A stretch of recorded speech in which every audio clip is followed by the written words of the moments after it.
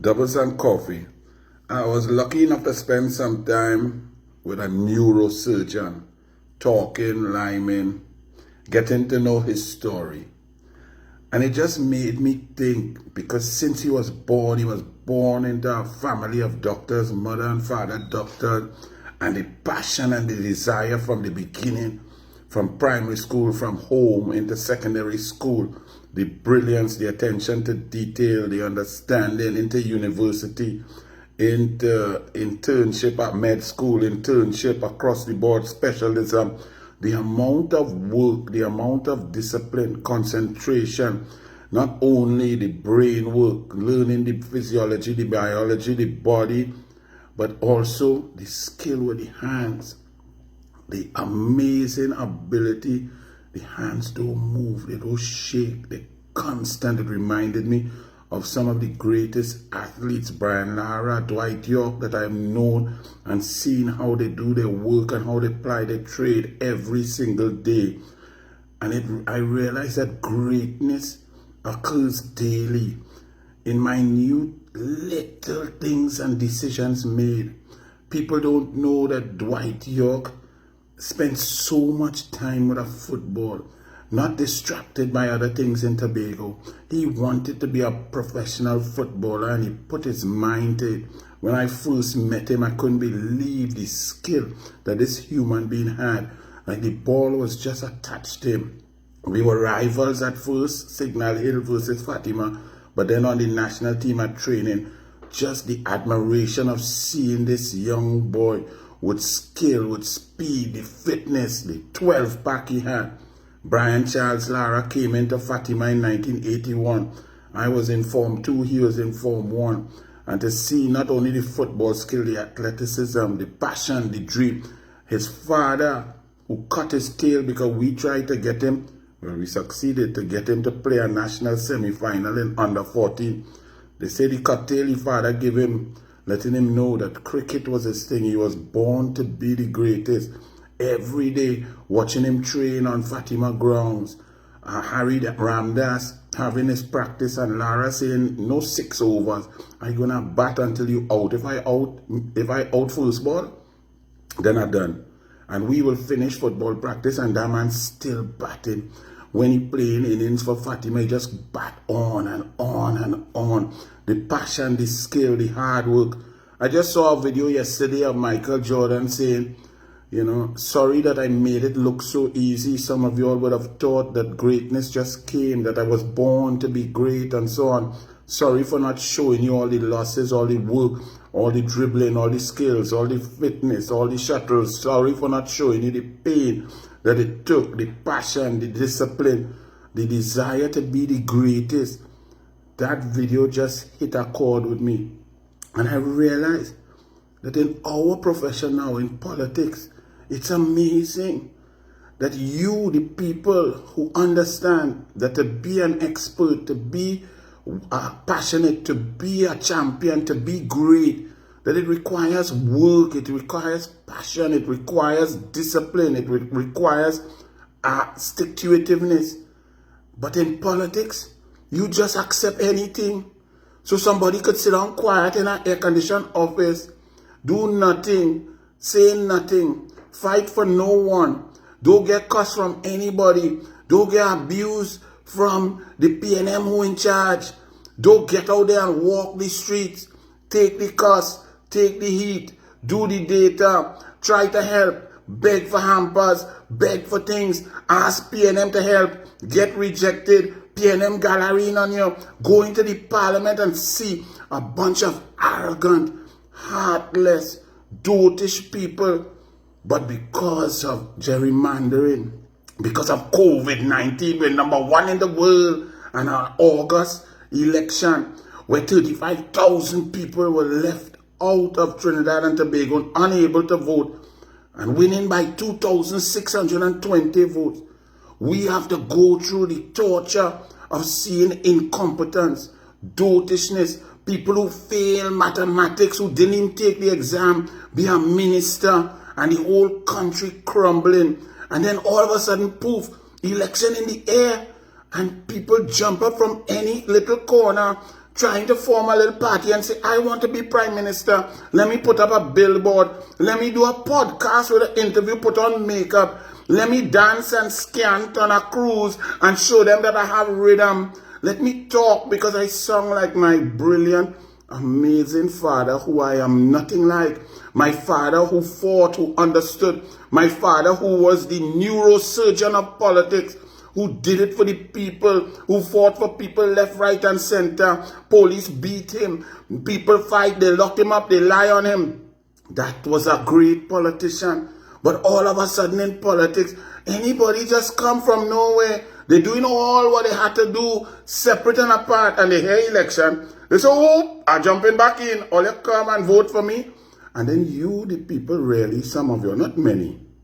But you see, you don't need many. You all might be saying, Anil, if it's not a lot, why are you worrying? Because of the system, since Dr. Williams lied to Capildeo at Marlborough House in 1961, because of the EBC gerrymandering of the boundaries that ensure that PNM has a fixed-in majority without work, without performance, without inspiration, because of the PNM mass media, the Guardian Media Limited, the Express, the Newsday, the TV6, the CNC3, and the 13 radio station, because of the unfair playing field of the PNM, any little splinter in the opposition, a 200 votes here, a 300 votes there, any little indiscipline means that the PNM, no matter how evil, no matter how wicked, no matter how ineffective, no matter how incompetent, will always have an advantage. So that's why you, the people, have to understand how come it's different from politics. So you don't help, you don't fight, you don't do anything. And then when election bell in the air, when it reach about the last year of a 5-year term, you pop out the woodwork and say, well, look, my party, I screen and I come in for 41 candidates. You don't even have 41 people. Everything is you. You only have one person come out of air condition, do nothing and feel that you want to be prime minister. And 3 people type in comment and say, yes, you'll make a good prime minister. How? You know what it takes to bring a cabinet note, to do a cabinet note, to get a cabinet note. You know what it is to get through the bureaucracy, to take a concept from your brain to implement it through the public sector and get it done through the Ministry of Finance and get the effect to help the people. You know nothing. You never manage a ministry. You don't absolutely nothing. But all of a sudden in politics, unlike neuroscience, unlike being a doctor, unlike being a professional footballer, unlike being a world-class cricketer, in politics, you could just jump out and say, hey, look me, PNM attack me, PNM lie on me, PNM say nothing about me, I like the PNM, let me be prime minister or let me split votes. Ladies and gentlemen, we are just too intelligent for that.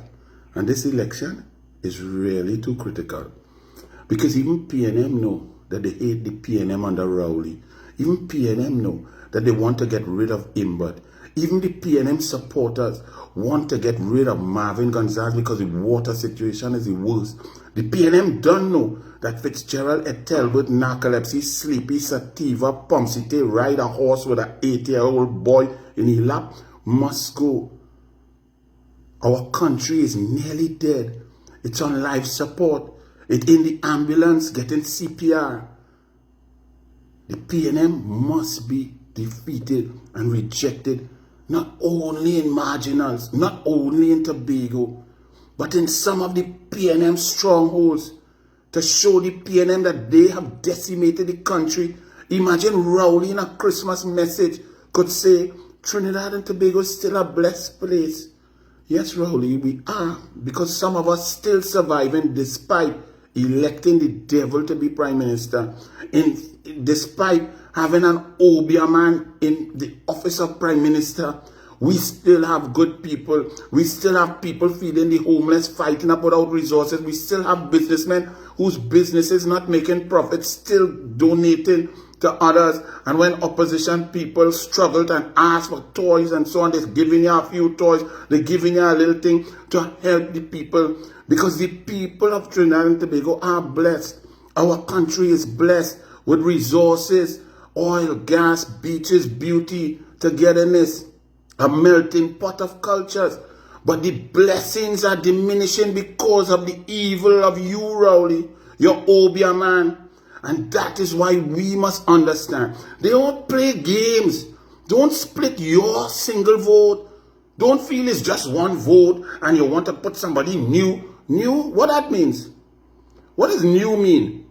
Means you didn't care. You're not there. You're not passionate. Would you go to a new neurosurgeon? Would you? Somebody who just, they didn't really study. They didn't put any effort. They didn't do the internship. And, well, this is your first surgery. Well, you need a new neurosurgeon.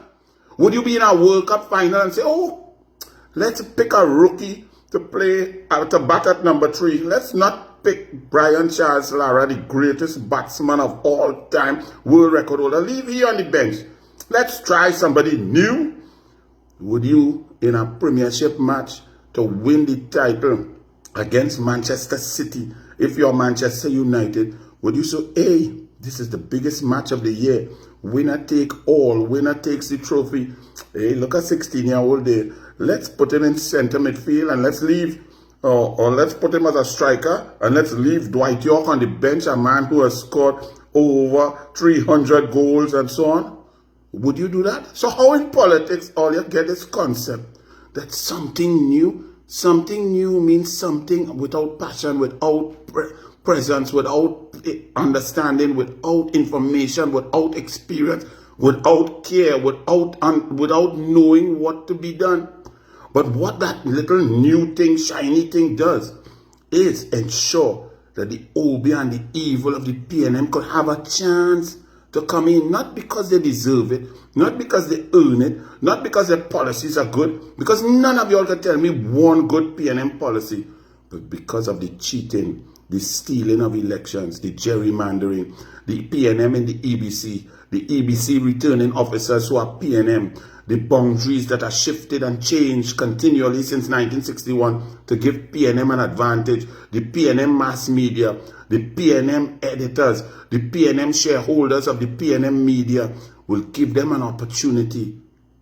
If a few of y'all think, oh, let me get a brand new shiny coin for politics. Politics is just like any other profession. You have to respect it. You have to earn it. You have to understand that you have to work in times of nothing every day, pushing opposition. Somebody tell me, but opposition all it is getting to. No. I detest being in opposition because all you do is see all the pain. Hear the cries of mothers, single mothers, children hungry. People getting eaten alive by mosquito, drain, flooding. You hear all the problems of people and murder victims and kidnap victims. And you have no power whatsoever to assist and to help. And you look across the aisle and you see the PNM with all the power, all the control, and no heart, no care, no brain to help. So forget all of this nonsense.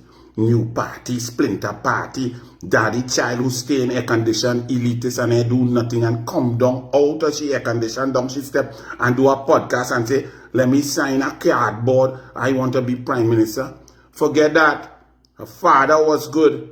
She, look, bless.